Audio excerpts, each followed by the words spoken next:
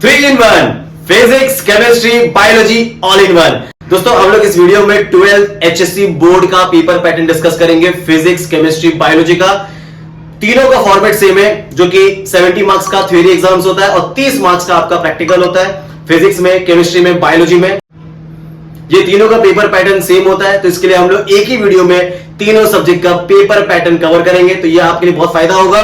तो पेन निकाल लो, नोटबुक निकालो, वीडियो को सेव कर लो और आपके जितने भी 12th वाले दोस्त जो बोर्ड का एग्जाम देने जा रहे हैं उनको ये वीडियो जरूर शेयर कर देना। तो शुरू करते हैं 3 in 1 की सीरीज। यस,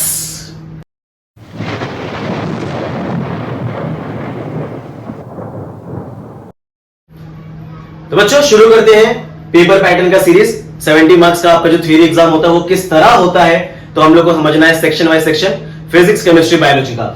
तो सबसे पहले आपको मिलेगा इसके अंदर सेक्शन ए। ये सेक्शन ए का जो वेटेज है बच्चा, हर क्वेश्चन आपको मिलेगा 1 मार्क का। सो देयरफॉर मैंने यहां पे लिखा हुआ है 1 मार्क ईच। तो इसके अंदर आपको मिलेंगे 2 क्वेश्चन, एक रहेगा क्वेश्चन नंबर 1, एक रहेगा क्वेश्चन नंबर 2। क्वेश्चन नंबर 1 आपका रहेगा MCQ multiple choice question, 10 mark का रहेगा। आपको इसके अंदर मिलेंगे 10 क्वेश्चन, जैसा कि हर क्वेश्चन आपका यहाँ पे 1 मार्क का रहेगा। दूसरा जो क्वेश्चन मिलेगा आपको वो है वेरी शॉर्ट आंसर, जिसको आप कह सकते हो 1 सेंटेंस भी। इसके अंदर आपको मिलेंगे 8 क्वेश्चन, वापस से हर क्वेश्चन आपका 1-1 मार्क का रहेगा। तो यहां पे आपको मिलेंगे बच्चा 8 मार्क्स। सो सेक्शन ए को अगर काउंट किया जाए तो 10 + 8, तो टोटल आपके मिलेंगे यहाँ पे 18 मार्क्स। तो सेक्शन ए का हुआ आपका दोस्तों 18 मार्क्स। अब बढ़ते हैं आगे सेक्शन बी की तरफ।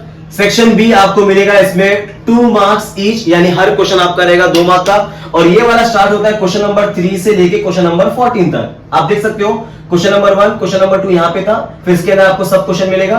जबकि क्वेश्चन नंबर 3 से लेके क्वेश्चन नंबर 14 तक ये पूरा एक फ्लो में जाता है और ये पूरा आपका आएगा सेक्शन बी। क्वेश्चन नंबर 3 से लेके क्वेश्चन नंबर 14 तक जो टोटल क्वेश्चंस आपको मिलेंगे बच्चों वो है 12 क्वेश्चन, और इस 12 में से आपको करना है कोई भी 8।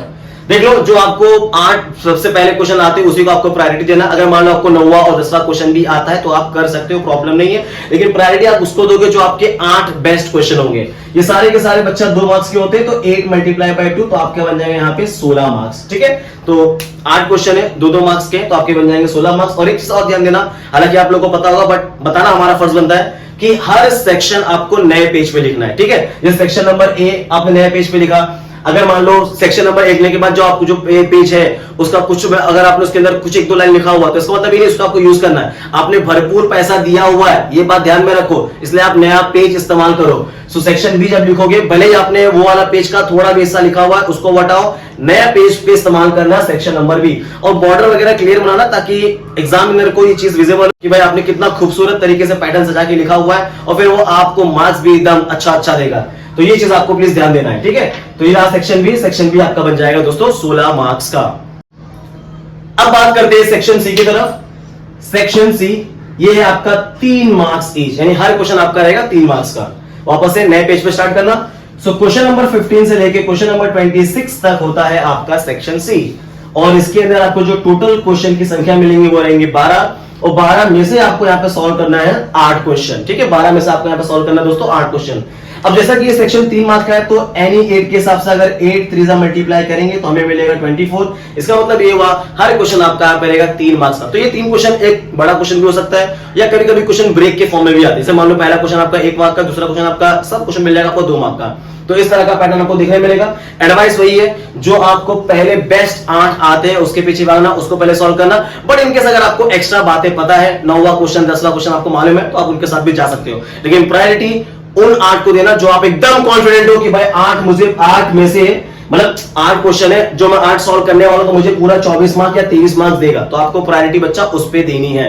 तो इस तरह सेक्शन सी आपका बन जाएगा दोस्तों 24 मार्क्स का। अब बढ़ते हैं सेक्शन डी की तरफ।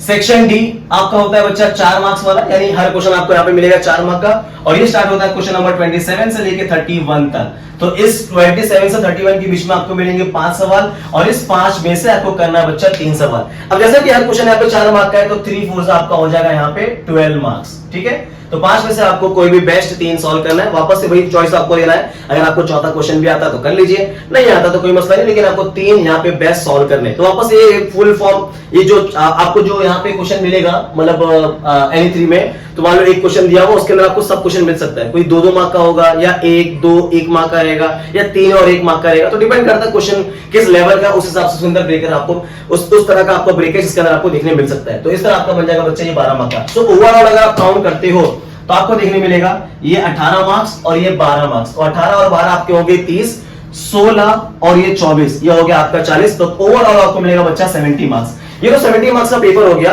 बट अगर ऑप्शन के साथ अगर देखोगे तो ऑप्शन के साथ आपको मिलेगा 98 मार्क्स का, यानी 98 में से आपको स्कोर करना होता है 70 मार्क्स। तो अगर आपने स्ट्रेटेजी बराबर बनाए हुए हो, सब्जेक्ट वाइज सब्जेक्ट पढ़ रहे हो, चैप्टर वाइज चैप्टर पढ़ रहे हो, मेरी बात मान के चलना, अगर आपने इतना ईमानदारी से कर लिया दोस्तों ना, आराम से आप 60 और 65 प्लस इजीली स्कोर करोगे। तो पैटर्न को प्रैक्टिस करो, पैटर्न को भी आपने समझ लिया है, पैटर्न को जहन में रखो, स्ट्रेटेजी बनाओ, चैप्टर वाइज चैप्टर जाओ, देख लेना आपको बहुत फायदा मिलेगा। पूरे चैप्टर के पीछे भागने की जरूरत नहीं है। जैसे मान लो केमिस्ट्री के अंदर 16 चैप्टर है, तो पूरे 16 चैप्टर के पीछे मत भागो। आप अगर ईमानदारी से 11 और 12 चैप्टर भी करते हो ना, आप आराम से 60 या 65 टच करोगे। लेकिन स्ट्रेटेजी बराबर होना चाहिए, प्लानिंग बराबर होना चाहिए, फिर आपका ये डेफिनेटली वर्क करेगा। समझो, इसी के साथ हमारा ये फिजिक्स केमिस्ट्री बायोलॉजी वाला पेपर पैटर्न यहीं पे समाप्त होता है 3 in 1 का। और अब मिलते हैं अगले वीडियो में, तब तक के लिए अपना ख्याल रखें, पढ़ाई करते रहे, स्ट्रेटेजी बनाए और खूब खूब खूब आगे बढ़े।